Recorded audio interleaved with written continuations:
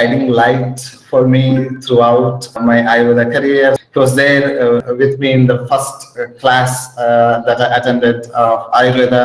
So in the first year, he took subjects. In the second year and third year, so throughout our BAN study, he was there as a guiding light.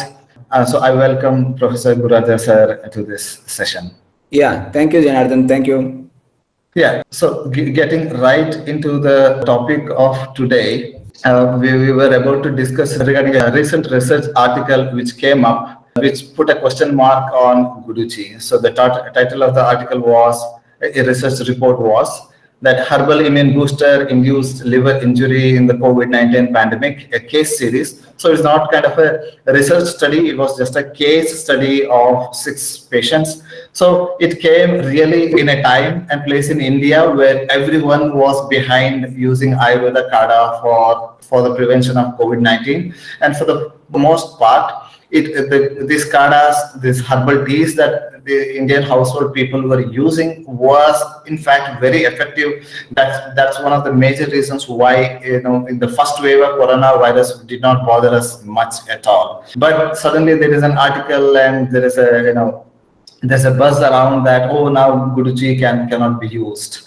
Anyway, because it is coming as a research case study, we have to respect it. How much truth is behind that, whether it really causes any ill effects or not. Dr. Gururaja sir is there with us, so he will guide us regarding this. Over to you, Gururaja sir. Thank you. Regarding that, whatever the study they were claimed to be, that there is 6 patients, those who have taken Guduchi Kada or Giloy Kada or decoction of that, they ended up in liver injury. It is an absurd statement and it is malicious. You cannot have such a drug, such a wonderful drug causing any injury. The reasons are, Guduchi is not a new drug or a new repurposed drug for the COVID. And regarding this particularly, the 6 patients, whatever the data they have been providing is not having any sufficient background of science here. The reason is, we don't know or they don't disclosed whether those 6 patients were suffering from only COVID, later they took Kada only, and they end up in due to cell injury or liver cell damage. That is not the case here. The reason is, we don't know or they don't disclosed whether they are suffering from any comorbidities. That is one point, number 1. Second thing, the Kada or whatever it is being prescribed, it's not known whether it is prescribed by an Ayurvedic doctor or whether they made themselves. Here, a lot of issues are there to be understood. Before claiming whether these drugs are going to cause any damage, we need to understand certain things. Basic thing is identification of the drug. Who identified them for this is a particular Guduchi? And we don't know whether they have taken Tinospora cordifolia or Tinospora crispa.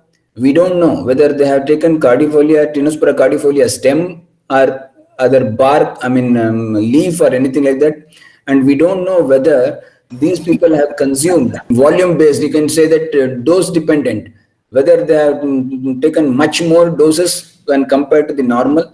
We don't know all these things, and even they didn't reveal all these things in their article. It is just a mere observation and a coincidental things. Most of what I have observed in that article is, it is very clearly stated, it is a malicious attempt by the other community, when suddenly in the population, any herb or any drug from the Ayush system or Ayurveda gains a popularity, totally they will try to suppress the population to acknowledge in a wrong way. That should not happen. A scientific mind should always have a scientific approach. Here, they have very clearly tried to malign the Guduchi. I don't accept that Guduchi can cause this problem, because Guduchi is not a new drug which is being used. It is used since ages. Time unknown, it has been in study and it is being used.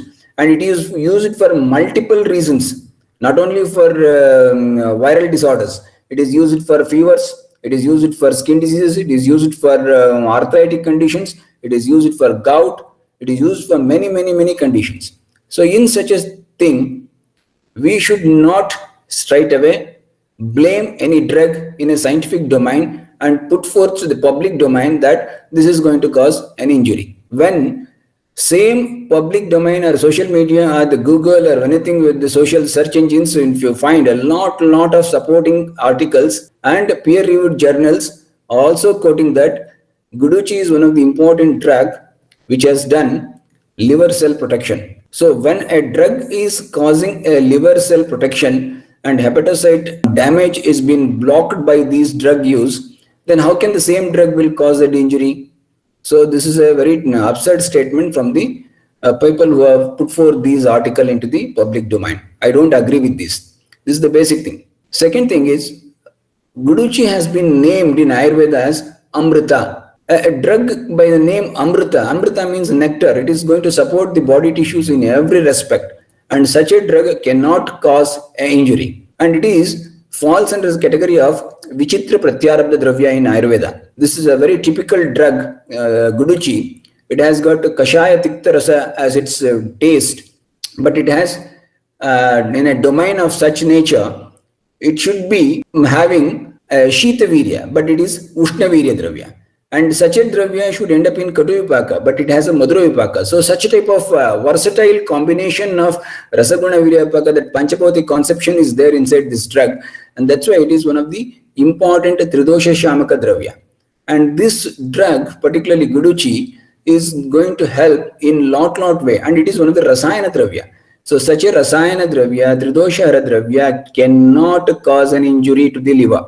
This is totally an absurd statement. It cannot be accepted and doesn't hold any scientific validity. Because like I said, in the first wave when the coronavirus was causing a ravage across the world, India kind of survived, and it is very natural and kind of traditional custom in every household of India that we take one or the other kadas.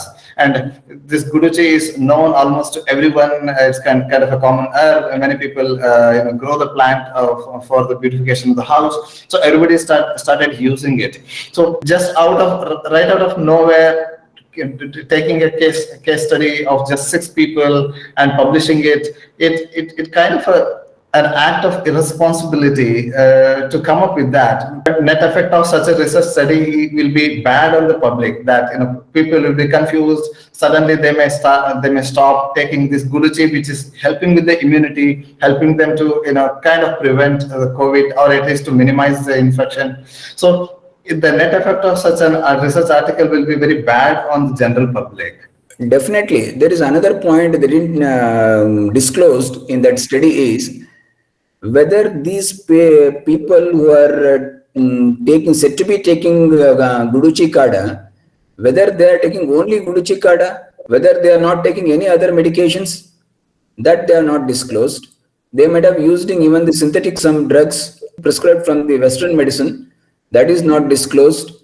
And moreover, they didn't establish that the liver, whatever the liver cell injury has taken place, which is due to Guduchi. How they established it? It is very absurd to say that it is due to Guduchi. There may be n number of reasons for that establishment of damages, and that damage might be due to even virus. That damage may be due to the comorbidities, and that damage may be because of the pre-existing condition. That damage may be due to the concurrent use of synthetic medicines. So many things are there, but they didn't disclose that. But simply blaming on Guduchi, it is not at all acceptable, because Guduchi, one of the important synonyms or a name for that is Amrita.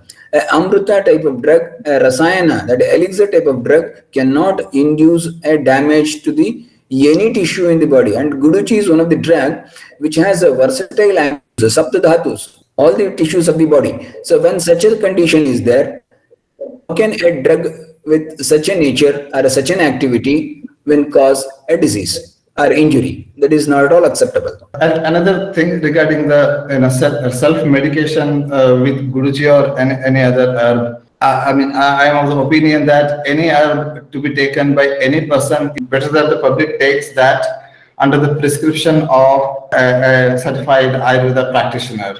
So that the right dose, the right usage of the herb, everything is considered. The dose of any Ayurveda product, whether it's Guduchi or otherwise, depends on many factors such as the strength of the herbal tea and the age of the patient and overall body immunity and the underlying conditions of the patients. So it really becomes very important for the general public to consult an Ayurveda practitioner and then take Guduchi or any other herb for the purpose of prevention or to treat any disease, sir. The another reason is, in olden days, these type of drinking kadas or decoctions prepared at household, these are things, it is a age old and household practice. But in the middle, there was a lot of issues. Maybe people are not exposed properly to these type of things. These practices have become totally old, outdated.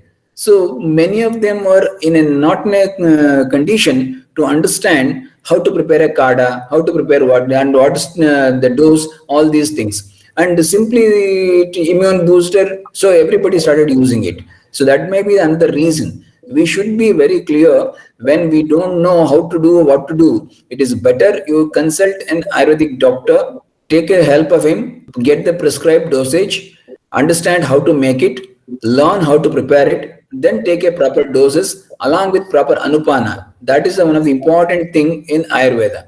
So simply without all these things, blaming a drug is of just out of the small things has been blown out of proportion. So I don't agree with this. What the presentation I made, the 6 people that are due to liver injury because of the Guduchi, it is totally a nonsense thing.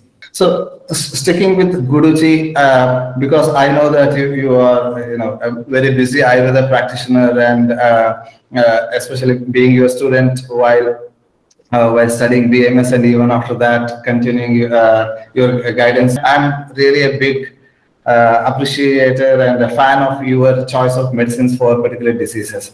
Can you please tell us main Ayurvedic medicines that you use which contains Guruji and where you primarily use them?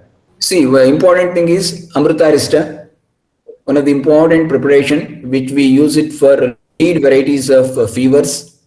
Then we have got Amritadi Guggulu in various types of skin conditions. Then we have Panchatikta Guggulu and Panchatikta Kashayas, which also contains certain Guduchi. And even we have Guduchi Sattva, which is extensively used for various diseases of particularly related with Jwara and fever type of things. And we have got Guduchi Ganavati, a direct concentration of the Guduchi Kvata, and it is also been used in and even Ganavati is also used in gouty arthritis. So like this, Guduchi is one of the wonder drug which is used in extensive conditions. And even this Panchatikta Kashaya is also used in liver disorders. So I cannot understand that how they can claim that Guduchi has caused a liver damage. It is totally absurd. And so we'll wrap that part regarding the Guduji. And next we'll be taking a kind of a tongue-in-cheek kind of a question that has come to us. The question reads, please do not consider this as a rude question. I'm genuinely interested in the answer. Many Ayurveda Vaidyas know these Rasayana or anti-aging medicines, but they prescribe it. It's very hard to see any Ayurveda practitioner living beyond 100 years. So this, to give a context, these Rasayana or anti-aging medicines such as Chyawanprash, they are given for anti-aging purposes to improve the lifespan of people. But the questioner here is asking, why don't we see many of the Ayurveda practitioners themselves living healthily for beyond 100 years? So, I can right away give one exception for this. Honorable late Vaidya P.K. Warrior, who crossed 100 years and unfortunately who left us just last week. He lived for 100 years. Why do Ayurveda doctors do not live for 100 years, Guru Raja sir? See, it's a very interesting one. Terms which are used, it doesn't exactly literally mean the same. For example, while preparing some medicines, Sahasra Puti, it is said, Shata Puti, it is said. It doesn't mean that it is 100 times or 1,000 times. It is much more near to that. So it is not exactly the same number. This is 1.1. Second thing, presently the people of who knows the practice of Ayurveda and they are practicing Ayurveda and living the Ayurveda, they doesn't totally follow all the principles laid down. That is another point. Even though we have known the ideas, we know the what you call the rules and all those things. And if you might have observed that in Ashtanga Hridaya, first chapter itself very clearly says, one who wants to have a longevity of life should always follow the principles laid down in Ayurveda without any hesitation and without any disrespect or deviation from it. But presently, we are living in such a society and such a era. There will be many factors which is influencing our day-to-day activities and day-to-day life. Moreover, we all have inbuilt a bija, that is for the utpatti of ourself. Everybody will have a prescribed or a predetermined destiny. Not everybody will reach to that. For example, we know that there are plenty of diseases.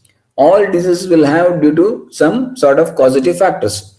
But when we talk about certain disease, even the modern medicine, they say this is sporadic.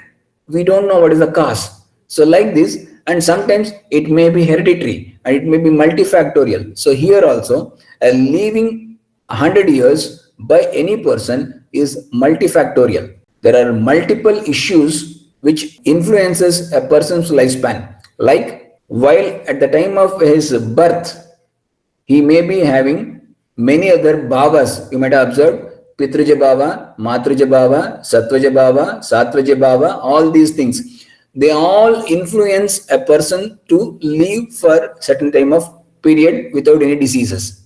So it doesn't mean that by simply following Rasayana therapy or something like that, it is not so.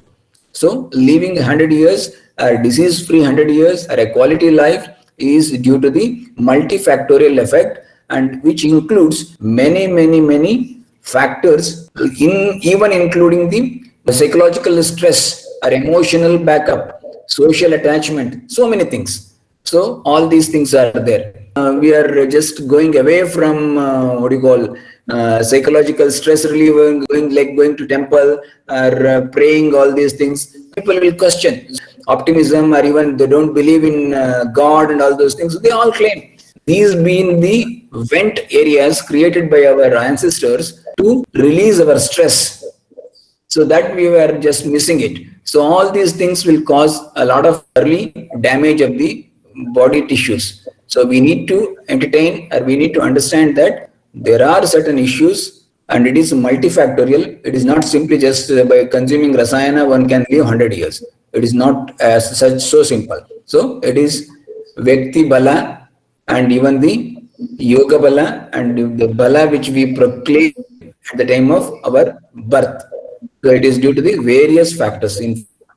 Yeah. So one point that you talked about, Shata, is very important there. Some flower may be explained as like Shatapatri or Shatadala, or even in the context of Shatadauta Ghrita also. Shatadauta Ghrita is considered as 100 times washed ghee. So there the commentator clearly explains that it's not exactly like 100. To explain it as like many times the word Shata is used or the word Sahasra is used. But it is our common desire that we live for 100 years, but living 100 years is not kind of the benchmark or the ultimate goal. And also it's very hard for an Ayurveda practitioner to follow all the rules of Dinacharya exactly prescribed. For example, I have seen many Ayurveda practitioners who will be running to the clinic right in like 6 a.m. or 7 a.m. early in the morning to conduct Vamana or Nasya procedure on his patients, where ideally he should be sitting at his home doing Nasya on himself or doing self-massage with Ayurvedic herbal oils. So what is ideal to be prescribed is very difficult for an Ayurveda practitioner to follow on himself. And so that could also be a contributing factor. Even along with that, if you observe that every prescription of rules and regulations what laid down by Ayurveda acharyas in earlier days, which is in a very typical setup, which we are living in a 21st century in an entirely different setup. We are not living in forest. We are not living or eating what they used to eat. And if you observe very clearly, particularly in the context of Chavana Prasha, Acharya Chavana prematurely has become old due to Gramya Vasa, it is said. A very typical thing. We are not following the brahmacharya. We are involving in Gramya Vasa and we are not eating such a quality food what our ancestors used to eat. So, and with just simply by using some that our lifespan will increase to 100. It is a multifactorial and we need to understand that we need to build such a connection among all these things from very beginning, from the Dinacharya, Rutucharya, Ratricharya, and everything has to be in line. Along with that, Achar Rasayana, Sadvrutta, these are also very, very important. And relieving the stress, all these are very, very important. So multifactorial things are there. That's why many times, many things unable to control by the work stress or even maybe demand. So like that. So you not always have a, or the doctor should live to 100 years. It is expected, but not always anticipated, and it cannot be claimed as such. Yeah, a comment has come from Mr. Taruna Yadav. He says, Ayurveda has to be blended with modern times, and instead of living for 100 years, it should be more about healthy living, disease-free life with Ayurveda principles blended with modern lifestyle. That's very true. In pollution, air, water, food pollution, undermine longevity. Says Mr. Srinivasan, mental health should also be considered. It can also be ignored. Very valid point there as well. Going to the third question, this is typically Indian problem that we are discussing of elders in the family asking the youngers in the family to overeat. So we are living in a time and age where overnutrition has become a big problem. So here the questioner asks, sir, I want to do intermittent fasting. I want to have limited food intake because I have read in many places that excessive eating has been linked with early aging. But my mother does not allow me to eat less. She always thinks that she doesn't feel like she's really feeding me if we are under eating. So I personally have experienced this, and we have like big festivals or whenever. And I remember from one of your lectures that we used to take previously in ancient times. We used to take sweets or extra delicious foods only during festivals. But now, just with a call on Zomato or Swiggy, those dishes can be served to us. So there is this undernutrition, malnutrition problem that is maligning the world. I'm not denying that. But for the people who can afford, they are not able to control their eating habits, and that is causing a lot of problems. Your thoughts on that, sir, please? So definitely, that's what we call as Adhyashana. There is a very clear concept. There is Adhyashana, Anashana, Mithyashana. What should be eaten? We are not eating it. How much should be eaten? That is overtaken. So very clearly it is said, Hitabuk, Mitabuk, Kshutabuk. So Aruk be taken in a little quantity. It has to be taken in little quantity. Even though whatever may be the taste and however may be the thing. But unfortunately, many a times we do violate these principles. So when we violate this Adhyashana, definitely it leads to lot of other things, and doesn't mean that if all my food contains all the nutrients required, my body is able to take it up. No, I need to have a proper Agni. If Agni is not proper, then our all nutrition will go in waste. Nothing will happen. No nutrition will be absorbed. So we need to maintain the Agni. That's what our Acharyas have very clearly mentioned. Agni is very important, and that's why it said Mandagni is the root cause for all the diseases. So we need to have a proper Agni. If Agni is good, then definitely we can eat properly. And anybody who are eating it has to be taken in such a sense that it is not because of somebody's pressure or something like that. We need to take it as per our bodily requirement. Our stomach will tell us what to eat, how much to eat, and we should listen to that. You can observe a small child eating the food. Mother is trying to feed. Then if it is hungry, really, it opens the mouth and takes it.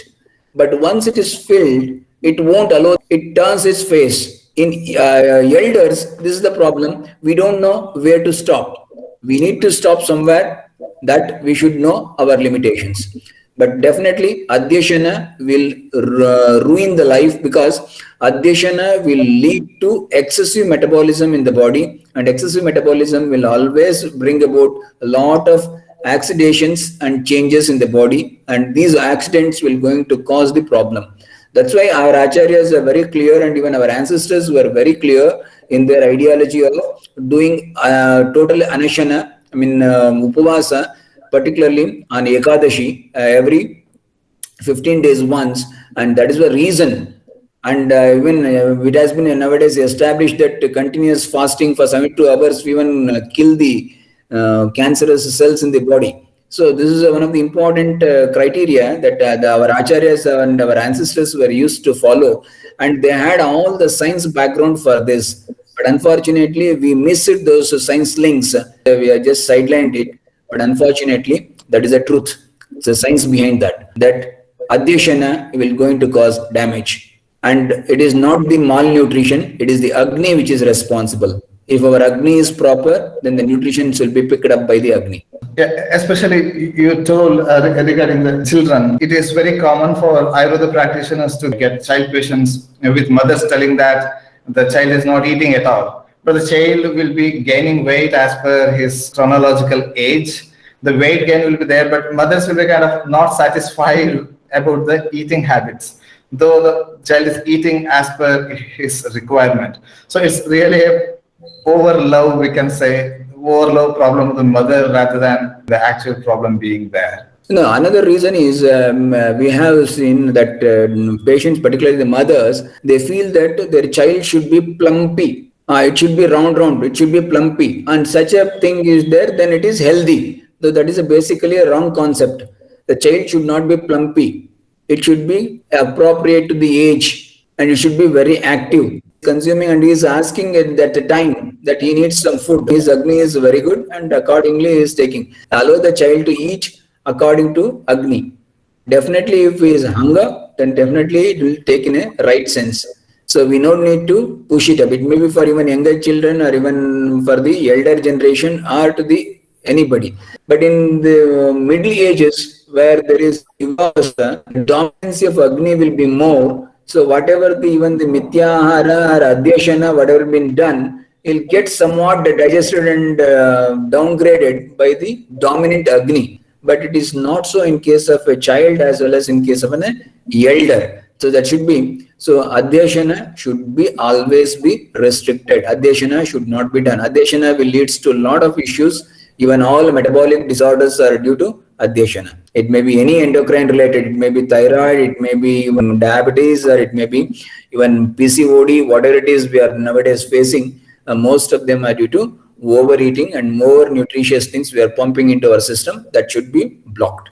So the first question that has come is, can Tulsi be taken daily? Definitely. Tulsi can be taken daily in particularly yogic practices. Every day while preparing the tirtha, we go for the abhyanjana of the idols of the deities.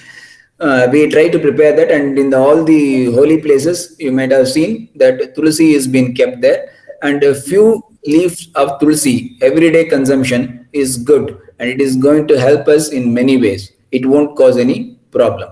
Only thing is that a person, one who is dominantly Pitta character and his Prakriti is Pitta, then there may be some irritability on few days later. Continuously when he starts consuming Tulsi, after few days he may develop little bit of irritation. That should be kept in mind, and that's an indication to stop for some time. Otherwise, consuming Tulsi is always good, and many people consume it for the maintenance, and even for the Tirtha Prasadam and all those things. Tulsi has been put as a routine practice, enhancing the antiviral activity of Tulsi and anti-kapha activity of Tulsi. And it is good, nothing to worry. This question had come previously from one of the readers. So he saw a TV show in which a big celebrity told that if you chew Tulsi leaves, there will be mercury in Tulsi leaves, which is going to hurt the health. Is there any truth in that, sir?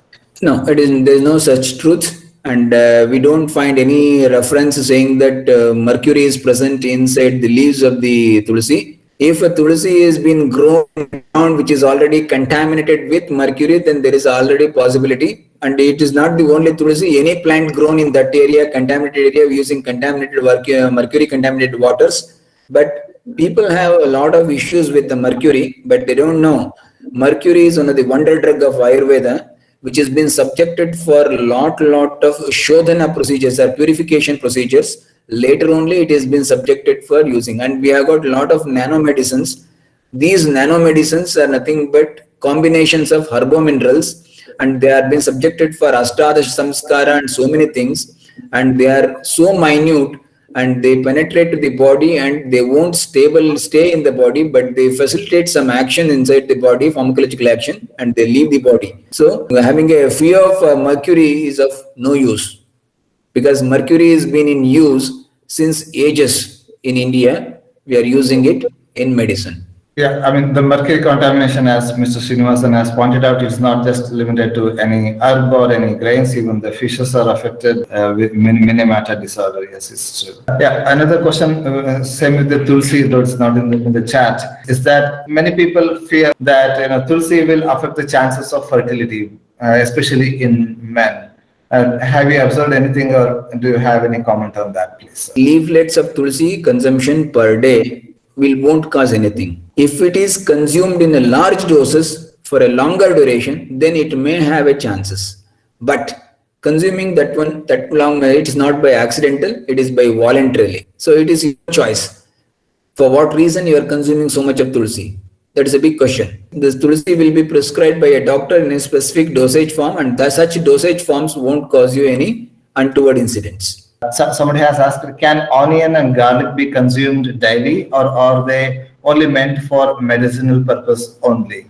Garlic and onion is being consumed by people on daily basis since ages across the globe. In various dishes they are using it, and nothing to worry. But only thing is that, remember, onion is somewhat okay, but garlic is much stronger, tikshna in nature, so it has to be taken in right sense. Otherwise it may cause some irritability by increasing the pitta. It is a very stimulant and it increases pitta to a large extent, so it may not be suitable for every person. But consuming garlic doesn't cause any much problem. There are people, they are using it garlic every day since ages. I have seen, nothing to worry.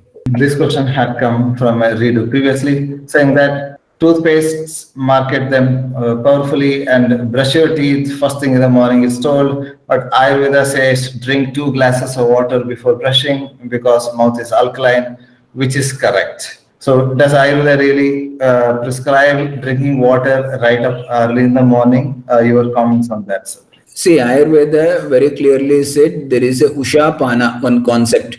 Early morning, after getting up, attending the nature calls, then afterwards it is Ushapana, it is said, but typically that Ushapana has to be done through the nose, not through the mouth. So that entirely it's a debatable thing. But whether it's cleaning the teeth by using the neem sticks or something like that, it's always good and nothing harm in it. And if you consume water also, it is not going to cause bacteria present in the stomach get automatically destroyed by the hydrochloric acid present in that. So it's not going to harm you anyway. But only thing is that it is better to use a neem sticks or something like the traditional dantamanjan or the tooth powder what we use to clean it. And any toothpaste, it is a technically a westernized or a chemical based thing. To that, any Ayurveda extract is added, doesn't become Ayurvedic. It's only a Ayurveda principle added to the toothpaste, and it will definitely have the toothpaste base chemical effects will be there on the body. It is better use powders as it is for the brushing. Another question is, with dengue season coming, can taking Giloy for a few months be helpful? Generalized Guduchi, we are consuming it. It is for the purpose of rasayan and all those things. But when dengue comes, and a specific dosage is taking is different. As a precautionary thing, taking something is different. Nowhere it is claimed that if you are consuming Guduchi, you will not get the affected by dengue. That claim is become once again unscientific. It is not possible. And dengue can happen. If it is happen, then accordingly treatment planning should be done. And while doing the treatment planning, Guduchi is one of the important drug of choice. Then what is the best way to consume garlic? Is boiling the garlic in the milk and drinking the milk, is it a good idea? Definitely, it is a good idea, and it is what Ayurveda has Shirapaka, a very clear one. And the reason behind that is garlic is having a very tikshna, penetrating property, and to reduce that penetrating property to some extent by using the madhura and snigdha dravya, that is dugdha, that is the milk. That's why it is boiled in the milk and it is consumed. And that type of kshirapaka, Lashuna kshirapaka, we call it in technically, and that is a very, very good for the vata, as well as it is very good for even arterial blockages, and it can be taken. A person is 63-year-old having a knee joint pain. He is diabetic and hypertensive. So what are the basic precautionary measures to support his joints can be? Control his diabetic panel or the blood sugar levels, that has to be maintained if in a understandable or acceptable levels or standards. Point number 2 is regularly applying oil externally, because 63 years of age and it is in the vata period, and definitely there will be naturally vata influence on the various locomotive and the joint type of things. So it is better you understand that Abhyanga with a particular oil, maybe Kshirabala Taila or even the Balashwagandha Taila, something like that. Oil application, if such oil application has to be done regularly and for some time, then with the hot water bath, definitely will improve over a period of time. Then if the person 63 years age, if doesn't have any other issues like that, then it is consume a pure ghee every day in a diet.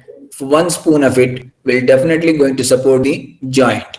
So that can be maintained, provided he should have a control over blood sugar levels. Okay, another question. How to maintain muscle strength in a person who is 71-year-old? Once again, the same thing, Abhyanga, because all these things were happening because we are lost the idea of using Abhyanga. Ayurveda says Abhyangam nityam acharet. Abhyanga should be done every day. Oil massaging every day before bath is a must thing. But unfortunately, we are lost that ideology and even the technique of doing it, or even the information about that. You start doing it regularly, oil massage before taking bath, and you observe the changes. The muscle strength will also be automatically retained.